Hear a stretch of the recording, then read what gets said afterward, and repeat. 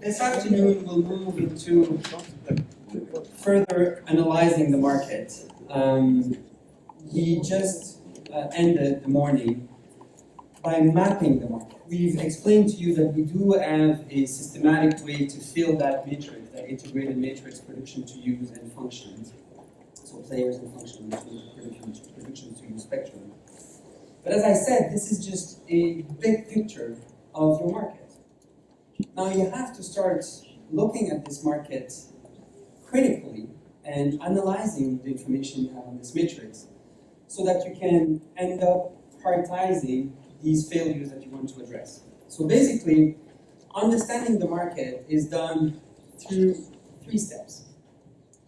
The first step is to categorize all the market failures that you will have identified in your production to use matrix. The categorizing is a way of filtering the information so that you can see some sort of clarity. But it's just categorizing. Then you need to obviously start to prioritize some of these failures because there is no way you will be able to address all these market failures at once. And the prioritizing is really your first decision-making, programmatic decision-making from within this TMA perspective. Once you will have prioritized your market failures, then you will need to understand the root causes of these market failures. Because sometimes these market failures are not obvious in the sense that you know exactly why we have these market failures in the market, like why we have this lack of either capacity or incentive. You have to unfold this. And again, we have processes to go through all this, and that's what we'll be going over this afternoon. So it'll be quite process-driven, and I'm sorry about this, but I think that the idea here is to really equip you with what needs to happen if you want to prioritize your market failures. All right, so basically, and I think that Stephanie addressed this in the morning, what we want to use with them, what we want to do with the categorizing is using what we call a traffic lighting system. Basically using 3 colors, the red, the yellow, and the green. And as you imagine, the red would mean that something is completely failing in the market. And yellow would be it's suboptimal, it's working, but not optimally. And obviously green is all things are good. Now do remember that doing this categorization process and then the prioritization is always done based on the previous steps, right? Don't forget your theory of change and the behavior and the consumer you're going after. Because this is really starting to give a flavor to your intervention. So don't forget who you're serving and who you're working for, okay? So it's very important that when you do this, is that you keep in mind who is the market failing for. And now we'll go into deeper understanding of where is the market failing for this consumer or for this group of consumers, right? So fundamentally in the market, we have, and again, Stephanie said it, we have either a problem of capacity, right? The market player doesn't have the capacity to fully do what it's supposed to do, doesn't have the incentive, or both, neither one of them, or we could have what we call a mismatch, right? It could be the wrong player doing the wrong function. Look at ourselves, right? When we procure commodities, we're basically not doing what the market should be doing. Because if the money goes out, well, procurement stops, and who's impacted? Sarah doesn't get the product, doesn't get the service, doesn't get anything. So basically, this is a type of mismatch, right? And obviously, this mismatch leads to lack of incentive to the importers. Importers might have the capacity to import, but they say, no way I'm going to do importation of MRDT or ACTs because you guys are doing everything, right? So we have to understand and categorize the market failures so that we can ourselves decide, and again, this is a process that involves a lot of people in your programs, it's technical people, it's marketing, it's research, to apply this filter of categorizing the market failures, right? So the way we will use the traffic lighting system is basically look at all the information you have in your little matrix and look whether we have a capacity problem. Is it a capacity problem? Is it an incentive problem? Is it both? Or is it just, mismatch? Usually, I mean, rule of thumb, if it's both, you would say, it's not working well at all, right? So this function, this market player is failing, right? So that would be red. Yellow, you would consider that, yes, they have the capacity to do it, they're just not doing it. Why? Because they don't have the incentive. So that would be a yellow, because at the end of the day, we have one aspect of this capacity incentive thing that is working, but not both of them. Okay? Now, the mismatch, I mean, again, this is what I've used when I did the MRDT TMA in Madagascar. To me, the mismatch is a red thing, right? To me, the mismatch is a market failure. I don't think it's right that there is no alignment with the function and the players, like wrong player for the function desired. To me, that's red. That shouldn't be, right? The ideal solution should be that the right market player has both the capacity and the incentive to do what it's supposed to do, right? So I would categorize that into a red if it's a mismatch thing, okay? Is it pretty clear for everyone? Yeah? Okay. So I want to go through some example of the MRDT case in Madagascar. And so on your table, you will have cards, green cards, yellow cards, and red ones, or pink ones. Let's assume it's red. And we'll do kind of a game, a judging game. So each table, you will read the statement. So the statement is coming out of these matrices, that the similar matrix that you just worked on for sanitation, but it's pulled out of the MRDT from Madagascar. I want you to discuss 2 minutes within your table to say whether you believe that what's written there, the idea behind this is that we have a capacity problem, an incentive problem, or both, or a mismatch, right? We could also have the case, and this is particularly important in sanitation, that the player is completely absent, right? So we know, for example, one of the player that is often missing, at least in West Africa, from what I know in sanitation, is what we call the aggregator. Right? The aggregator doesn't exist. Yet, it's an important player in the market. And so, if it doesn't exist, it's a red thing, right? We should have aggregators in the market if we assume that that's how the theory of change leads to increased use over need and help increase market volume and market value. So basically, the absence of a market player would be a red. Okay. So let's go with an example that comes from a supporting function related to the player importer, right? Importers of MRDT, and it's a supporting function related to information and guidance in the market. So please take 2 minutes on your table and discuss if the information that you have there, the way you would filter it, would you categorize this information guidance as everything works well, no problem at all, it's somewhat working, or it's not working at all?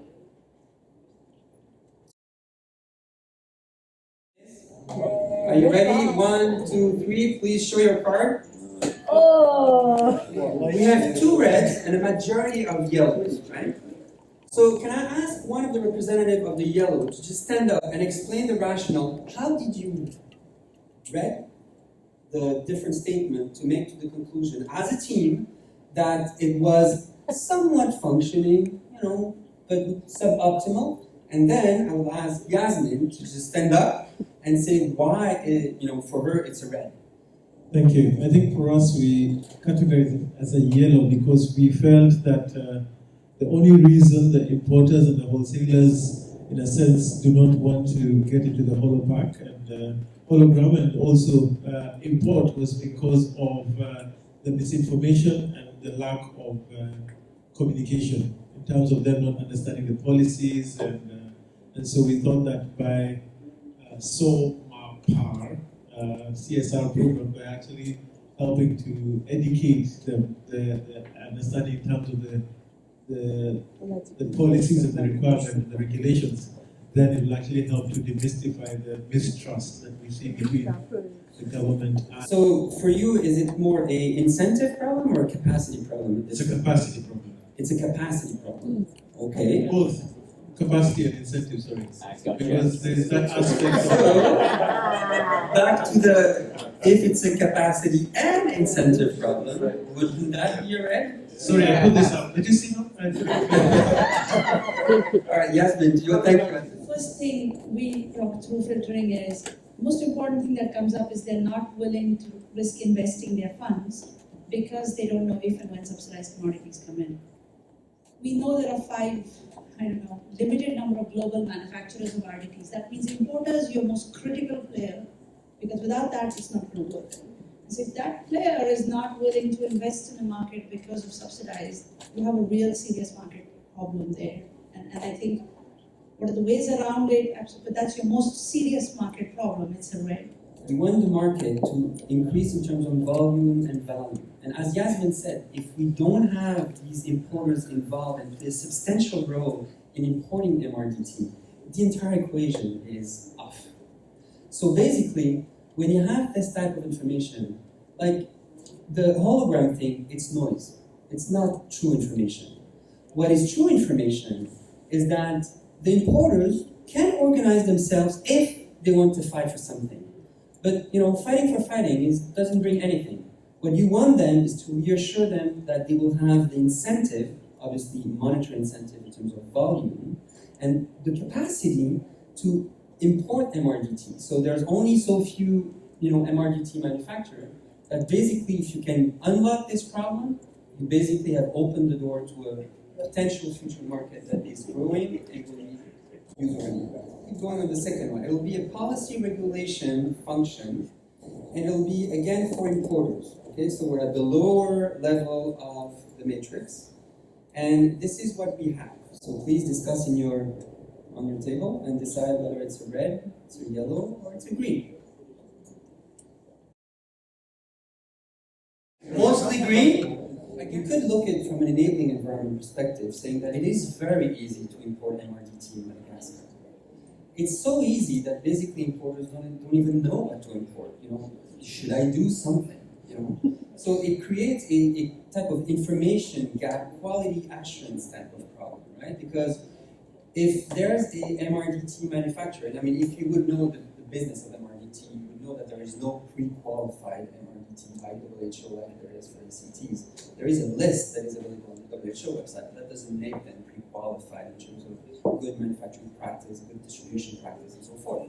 So basically, if you would have a little, funny guy in China wanting to just create or develop MRDT tomorrow morning, you could import these, funny MRDTs in Madagascar, and no one would say, no, don't do it. So from PSI perspective, because we care about Sarah, well, it is a problem, right? It's not all things are green.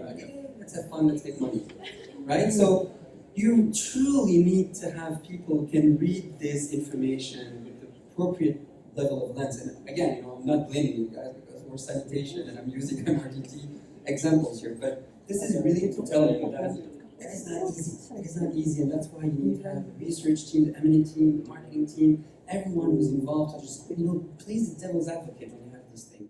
Last one, quickly, because this one is a nice one. Well, let's go with this one. All right.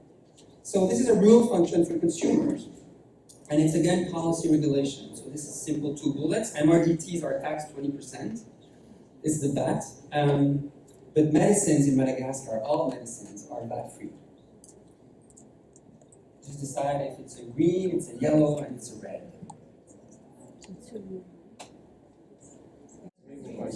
We know that medicines are VAT-free, right? So no tax, no duties, and no custom duties, and no VAT. That's the ideal solution, right? You would definitely want to have that from MRDT as well. Now, do you know the price of the MRDT? Just out of 56 cents. 30 cents. 30 cents. Right, so for the Madagascar last procurement, it's 19 cents. So, okay, you add 20% VAT on the value chain, throughout the supply chain, 20% at the importation level, 20% at the wholesale level, 20% at the retail level, at the provider level, and 20% at the consumer level. So that really impacts a lot because all services are being applied VAT. So if it's custom services, you pay VAT.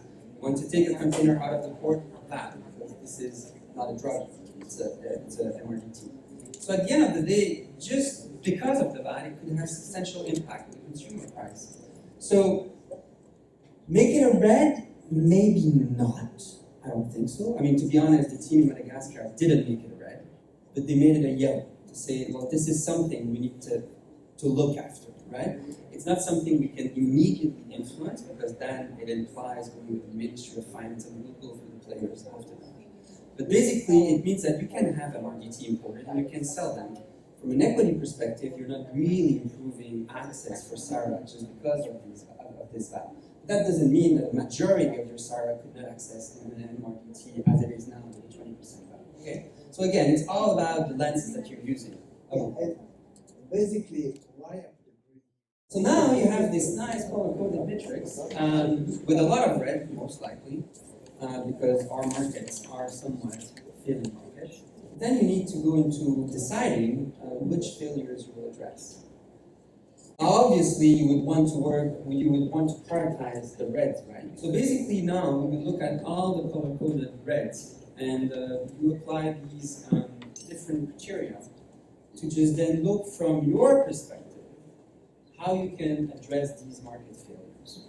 So basically, you look at the impact. So basically, remember that you're coming from a theory of change, and so you need to make sure that the market failure will substantially influence your low-level commitment. And then obviously, we want to make sure that prioritized failure for which we will develop interventions will lead to a substantial increase of need over use. So you want to have a scale component involved in that, okay? Now, because PSI will probably, most likely, not do everything, you have to have this partnership landscape already available in the sense that you can pinpoint which are the market players that will help you achieve these address these market failures. Now, obviously, you also need to look very pragmatically from a budget perspective. Is it feasible? Do we have the budget, the organizational alignment, and again, the appropriate skill set? I don't know who said that at the very beginning, that this will call on new sets of skill set even within PSI staff.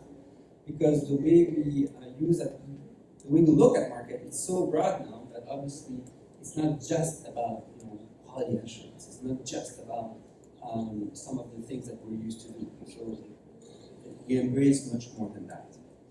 And obviously, you have to look at the potential for synergies in the sense that will potential intervention for addressing these market failure will tap into existing strength, either our strength or some partner strength. Okay? So I'm saying that as if it's easy, but again, it's not easy. And you have to go through a multiple iteration process to come up to a prioritized I would say matrix, where obviously you have most of the reds, and the team in Madagascar actually also decided to prioritize some of the yellows, which then perhaps were red in the matrix analysis, the matrix characterization, because basically you want to prioritize reds, right? But they felt like at the end, this is basically the entire matrix. I mean, everything that you saw in the Excel spreadsheet has been filtered down to only come up with 8 market failures that they have identified as this is it. This is what's not working in the market of MRDT in Madagascar.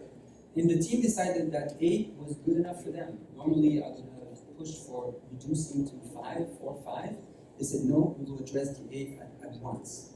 So this is what it comes. And as you can see, the information has been synthesized with a title. Again, this is part of the filtering process. So for example, you can see the price level, subsidy, currently private sector RDTs are subsidized. If subsidies and RDT would be more expensive than ACTs because we have the MFN program, right? And that's a problem that they want to address. If you look back at the VAT, well, they kept it, right? The VAT, NMCP negotiated for NGO implementers, VAT-free malaria goods importation. This should be negotiated irrespective of players and donor support. So they decided that they would fight against that as well, right? So basically, at the end, it's a program decision, it's a platform, it's a team decision to say, what are we going to go after, right? Quickly, process consideration.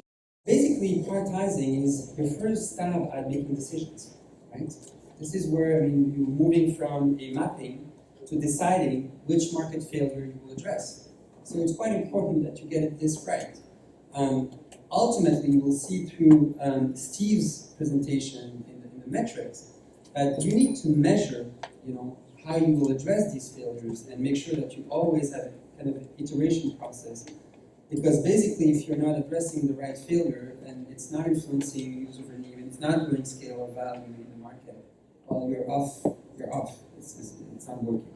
You saw that traffic lighting is not straightforward. This is not something that is easy to do. And as I said, so market landscaping will produce facts that will need to be filtered so that, because these facts, they don't come with a tag, either green, red, or yellow. So the more filtering and the more themes you can have emerge from these facts through the help of your research team and working with all the different stakeholders, as Giovanni said, well, the better you will be able to traffic light your matrix. Okay? As I said, number 5, people who worked on the mapping should do a first attempt at traffic lighting. I know that that's exactly what was done in Tanzania. And it was actually very useful when we did that in Madagascar as well, because then we had some sort of frame of reference to engage with the team to say, well, we have perceived this as a red when you guys categorized it as a yellow. And so the discussion, and there was a lot of consensus, to be honest, on the reds and the yellow. There were not a lot of variation. But where there was variation, it was a very healthy conversation we had with the team. Okay? We know we have failures, but we don't know why we have these failures. So we need to unpack these failures to the point that we discover what we call the root causes of these failures. What we want to do when we assess a market and we have prioritized market failures is that we want to do this type of why type of question. Like, why do we have a VAT problem? Sometimes, obviously, the failure itself is the ultimate root cause of something, right? But sometimes it is not. And we need to unpack this. And so, the way we do it is we use it using what we call the 5 whys exercise. So usually if you can ask 5 whys and there's answers, at one point there will be no longer an answer. And that is probably one of the root causes. You could have multiple root causes for the same problem. And that goes back to the theory of constraint and using the logic models. So basically, let's take an example again, from Madagascar. And one of the market failures that we identified was there is a lack of pull at provider level. So it means that providers are not demanding MRDT. Why? And so you go and you ask as many whys as you can, and you go down the chain and you go down the chain, up to the point that you identify the green one at the bottom, which are the root causes. Now the trick part in playing that game of the 5 whys is that the answers you come up with need to be evidence-based. The problem we have at PSR is that we will most likely fall into our comfort zone and say, oh, providers are not trained enough, so we need to train them. Well, guess what? Do we have evidence that training is really the root causes of lack of training? I don't think so. It might be a medical detailing problem. It might be that the importers or the manufacturers are not, promoting enough the MRDT directly to the providers. No training involved. So be very cautious. And again, I couldn't reiterate more that you need to have as many people in the room when you go through this root cause analysis so that you can bring this evidence. It could be evidence that comes from working with this, audience. So if indeed it's a training problem, well, you need to have someone, either a QA person or someone who engages on a regular basis to say, well, these guys know shit, and we definitely need to train them. But it's not necessary that what we think is the root cause that will be the root cause. Okay. Now, root causes are basically the real reason behind the failure. Ultimately, that's what will need to be addressed, okay? But root causes are usually negative statements, right? So it's not working because something is wrong. I don't know what is that something, but ultimately something is wrong. So in the theory of constraint, we have two ways of looking at root causes. Some root causes will fall directly into your sphere of control, like you can do the training, or it will fall into your sphere of influence. Ultimately, you can influence everything, right? So basically, the entire chain will be in your sphere of influence, right? So all the dotted line, this is the entire root, the entire logical tree is under your influence.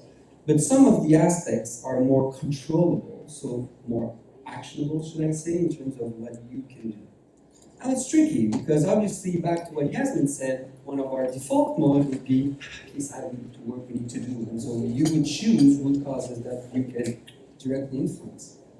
So it's healthy to identify which are root causes under your sphere of control and which are the root causes that you can only influence, because the root cause under the sphere of influence might be the most important root cause to address. And that implies that maybe PSI is not the best organization to do it, and that we need a partner. So don't go back in the default natural mode of PSI to just select what you can do because that's what you've been used to do over time. Okay? So basically, the way you do that is in a workshop setting. It's using a flip chart, and it looks like that, right? So I don't know if you can read it. It's in French. It's from Madagascar, but basically, one of the root causes, training is coming on the slide, but basically the low training, I don't know if you can see, it's previous policy. It's because basically what they say is that the providers were trained to just diagnose on symptoms rather than testing, right?